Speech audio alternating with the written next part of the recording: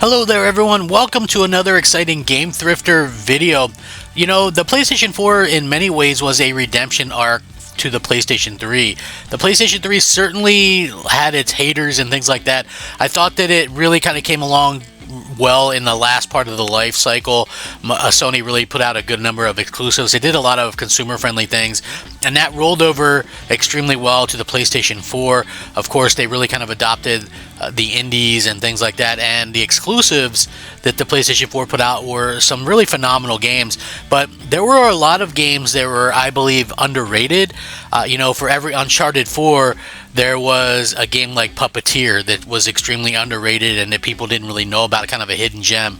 And so I thought it'd be fun to do a video about some of the more underrated games. It doesn't mean that people don't know about these games or that people didn't buy these games. I mean, none of them I think are huge sellers or anything like that, but they're still fun games and games that I think deserve a little bit of a spotlight, and I love doing that. It's fun putting these videos together, and hopefully you guys enjoy them as I get closer to 10,000 subscribers, which is absolutely mind-blowing. So yeah, this should be a fun video. Underrated PlayStation 4 games, and as always, I would love to hear some of the underrated PlayStation 4 games that you enjoy in the comments below. Let's go ahead and get started. Well, first up is one of my favorite underrated games on the PlayStation 4 is Concrete Genie, and if you've never heard of this game, do yourself a favor and pick it up because it is one of the most charming, fun games, and it has a lot of heart to it as well. A third-person action-adventure game developed by now defunct Pixel Opus Studios.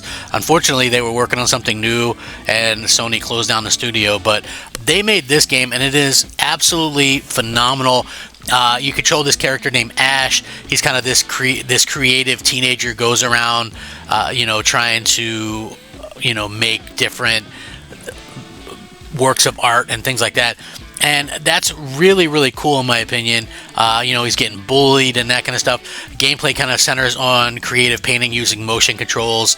And you can also draw different murals, flowers, rainbows, suns, trees, grass, whatever, to kind of dispel darkness that's going on in the game. You collect sketchbook pages and can unlock new paint patterns and customizations and stuff like that. They really did a good job with kind of making this game something that resonates with pretty much everybody. The game itself is really, really cool, and I really find it amazing that they have so much variety in this, with the battles and dodging attacks, and there's a boss fight, and the game itself is probably 7 to 9 hours for the base game, longer if you want to 100% it. It's got amazing visuals, as you can see, a very emotional story, and the other cool thing is if you have a PSVR, it's fully PSVR compatible, the first PSVR, by the way. But awesome game, a lot of fun, a lot of heart as well. Next up is a fantastic game that never gets any love as far as I've seen. I've never heard anybody talk about this game outside of myself, and that's Infamous First Light, which is a fantastic third-person open-world action-adventure game made by Sucker Punch. So, they did the Ghost of Tsushima game, and they also used to do the Sly Cooper series back in the day. So a very good pedigree from this studio. And what's cool is this is actually a prequel to Infamous Second Son that's set a little bit earlier in the narrative as well, and you play as a character named Fetch. And what I love about this game is just look at the bright neon colorful graphics. It's so funny to me that the PS4 is over a decade old and the games still hold up incredibly well, and I think that really bodes well for gamers that maybe wanted to stick with that generation a little bit longer. And I know a lot of people still on the PS4, and I can't blame them because this generation, not to get sidetracked, has really kind of promised a lot of things. Oh, well, we're going to do ray tracing, or we're going to do this. But you look at these games and how gorgeous they are, and, the stuff we're seeing now isn't really better, or as far as I could tell, in terms of graphically. So, these games are just amazing. It's basically the main story will get you 5 to 7 hours, and it's got some really awesome visuals, some fun traversal and things like that. The combat is awesome. You can get this game physically. It's probably, I'm not sure if it's out of print or not, but the story really goes well within the Second Son game, so I would advise you to play this one first and then Second Son. But this is such an underrated gem that I had to put it in here. Next up, one of the most underrated racing games, which is Driveclub, which used to be a socially connected game made by Evolution Studios, but that studio is also now defunct. That's kind of a running theme, man. I love some PlayStation, but Sony sometimes makes some weird decisions when it comes to their studios. But yeah, this game came out. It was originally supposed to be a launch title, and there were some problems with it. It didn't launch with the weather elements and things like that, but it is a beautiful game, and the weather elements ended up looking incredible. There's a lot of cool things that you can do in this game. To do the entire tour of this game is 25 hours or so. If you want to do All-Stars and the DLC, I'm not sure if you can get the DLC anymore, that'd be 40 plus hours, but it's got some photorealistic visuals. It's got, really good audio, the engine and stuff like that. They all sound awesome. It's got some amazing things to it. I don't think that the game was reviewed very well, but like I said, it was kind of incomplete at the time. The other good thing is that this game works. I think this game works with VR. Right? I know there's a Driveclub VR. I don't think it's a separate game. I think that this just was updated with the ability to play, through the PSVR. But yeah, it's really a lot of fun. I don't think the multiplayer works anymore, but it's got some fun single player aspects to it. So yeah, I highly recommend it. It's beautiful as well. So if you want to just play a beautiful racing game, give Driveclub a shot. So if you enjoy my content and you like this video, maybe consider subscribing, or at the very least comment, rate, and like the video, because that's always important. I love doing these videos. It's so much fun. You guys should actually be subscribing faster than Superman folds laundry on laundry day. She said you'd fold faster than Superman on laundry day. Getting back into it, a very underrated game, Gravity Rush Remastered, which is a third-person open-world action-adventure game.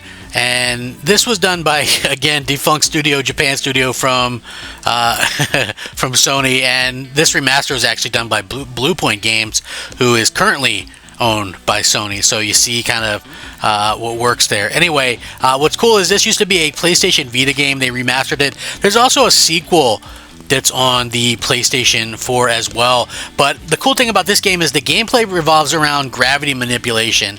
So it's a little bit difficult to understand and get a hold of the controls and stuff like that at first, but it starts to get a little bit easier the more you play. It took me a while to get this down. The graphics, as you can see, are very stylish, like the cel shadedness and things like that, so it still looks amazing. There's a lot of upgrades and things like that through the game that you can play and earn. The main story itself, like I said, this used to be a Vita game, so probably 9 to 10 hours. You get more than that if you want to do the DLC and side quests, or if you want to try to get a platinum for it. It's a very, very cool game. It's something that's extremely charming. Again, a game that has a lot of heart to it, which I enjoy that in a game. And Sony's known for the single player games that have, that fantastic, just amazing gameplay, and that's what this game has. So it's different. Give it a try. It's a lot of fun. Next up is maybe a game that's a little bit controversial to be on this list, but Killzone Shadowfall, which is a first-person shooter developed by Guerrilla Games. This was the last Killzone game, and it's not nearly as good as 2 or 3, but I still find it to be a very good game, and it's a beautiful game. I mean, if you look at the graphics, just phenomenal, and hard to believe that this was a launch title for the PlayStation 4, so way back in 2013, and this was actually set 30 years after what happened in Killzone 3. So, but it's still you honestly don't really need to have played the other ones very much or at all to understand this, because the gameplay actually shifted the series kind of run and gun mode to more of a stealthy sandbox kind of thing, so I can understand why people were a little bit turned off by this. There's a lot of collectibles in the game as well. They kind of flesh out the lore. Obviously you can find audio logs and newspapers and things like that. There's also different things that you can get and use in this game as well. I'm not sure if the multiplayer still exists, but there's probably not many people in it as well. But it's really much I think, kind of a tech demo for what the PS4 can do. And, overall it has a decent story, good graphics, some fun gameplay, and it's something a little bit different. Yeah, it's not Killzone in the way that Killzone that we're kind of used to. But it's still something that I feel like is worthwhile playing and is severely underrated, just in my opinion. If you don't think so or you don't like it, then that's fine. But, let other people try it out and see if they enjoy it. Next up is a game that you wonder what could have been, maybe with a little bit more time and a little bit more, I guess, resources into the game. But The Order 1886 third-person action-adventure shooter. This was developed by Ready at Dawn. Again, this studio is defunct. So yeah, that's kind of bad or whatever. But this is set in an alternate 1886 kind of steampunk London with advanced tech. There's airships, zeppelins, Tesla-inspired gadgets, and what's really cool about this is the atmosphere sticks out, the voice acting, all that kind of stuff sticks out. The game itself is fun, but I think the problem that a lot of people had with this game is the fact that you can beat this game in about 6 hours. If you want to collect all the collectibles and stuff like that, maybe 7-8 hours, but you can platinum this game in 7-8 hours tops. It's a very easy game to platinum. The other thing that this game really took a hit with was the amount of QTEs and things, and also there's several cutscenes that are entire chapters where you can't control anybody. Like, that's the chapter. So the letterboxing is a little bit annoying as well for me personally, but overall I feel like this game did a good job telling a story, and it feels like it was fleshed out, at least in that way. I feel if we would have maybe gotten a sequel down the line, it could have been much, much better. But overall, I like this game. I like what it was doing. I think they did a good job with it, and it's something that I highly recommend. And this is a cheap game as well, so it's not something that's going to cost you a fortune. Next up, one of my all-time favorite games, and this is super highly underrated, Sleeping Dogs Definitive Edition, third-person open-world action-adventure game. Yeah, this is just a great game. This game you can play on the Xbox 360, the PS3, the Xbox One, the PS4, and I've played it on all 4 of those platforms and finished the game. So that's how much I like this game. It is very much a set in a neon-drenched recreation of Hong Kong. There's 4 different districts there, and this game is 15 to 20 hours long, depending on what you do. The actual DLC to this game is amazing, right? It is amazing. So again, a lot of people kind of missed out on this game, unfortunately, but if you're looking for like some kind of gameplay comparison, it's like got GTA style driving with some light shooting. It's kind of like an open world sandbox, but it's got missions and different activities and things like that. It's got Batman-esque martial arts. So you know how the Batman Arkham games have that kind of free flow combat? That's sort of what this combat is as well. There's a lot of story missions. It's a really good story where you're kind of an undercover cop. And I don't want to give away too much, but you do missions both for the police and you do missions for like the the Yakuza and things like that. So it is very much a underrated game. It is a fun game. It is a fantastic game that honestly just blows my mind that more people didn't actually get to go out there and enjoy this game. So we'll probably never see a sequel, but to me, this game is great just as a standalone thing. Pick it up, play it. It's cheap, and it is amazing. Next up, another one of my favorites. That's Ghostbusters Remastered. I absolutely adore the Ghostbusters. I grew up in the 80s, so the Ghostbusters movies was awesome. The cartoon, the real Ghostbusters, was fantabulous. This is an enhanced port of the 2009 game that came out on the PS3 and 360. Now, I know you might go, Ghostbusters is well known. It didn't sell particularly well. And, it's unfortunate that it didn't. It's kind of gotten a cult classic or whatever, but the game was actually written by Dan Aykroyd and Harold Ramis as the third movie, and unfortunately Harold Ramis passed away afterwards, but all the original Ghostbusters are in this movie doing the voice and stuff like that, which is really, really awesome. And this game is actually set 2 years after Ghostbusters 2. So yeah, they've done a really good job with it. What's really cool is that you're playing as like a new character, a new hire, and you're kind of helping out the Ghostbusters and things. For me, the game looks great. I've played this game. This is another one of those games that I once again played on Xbox 360, Xbox Xbox One, PS3, and PS4 because I just enjoyed it so much. It's not going to be the longest game you ever play, but it's just a lot of fun, especially if you're a fan of Ghostbusters. And you don't really need to be, a huge fan, but it's just one of those things that I just love this game, and I look at it as like a third official movie. So the cool thing about it is that this is enhanced and you get 60 frames per second. The other thing is that it just really kind of goes all out with the Ghostbusters lore and a lot of callbacks and things like that. So there's some Easter eggs and things. Plus the game is going to take you 15, 16, 17 hours to complete, which is a really cool thing, and you can get this game incredibly cheap now as well. Next up is a game that gets a little bit of love, but maybe not as much as it deserves. That's Knack 2, which is a third-person beat-em-up platformer. And again, the first Knack was a launch title, and that's okay. I thought they really fixed a lot of the problems with the sequel. And, at the end of the day, that's basically all you can really ask for. I think the first game was more of a tech demo where they're trying to show off all the different, rock and textures and things like that they can use. For me, Knack 2 really kind of got it right. Maybe not the best game in the world, but I think it's definitely a good platformer, and that's something that we don't see a lot of nowadays. To complete this game, it'll take you about 13, 14, 15 hours. You can replay some of the games as well. This game plays better on the PS4 Pro if you happen to have one with the 60 frames options.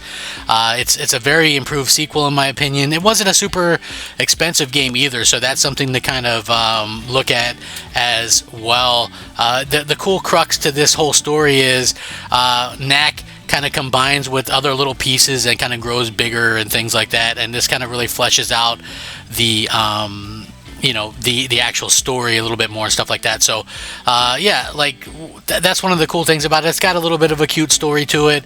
It can be difficult at times.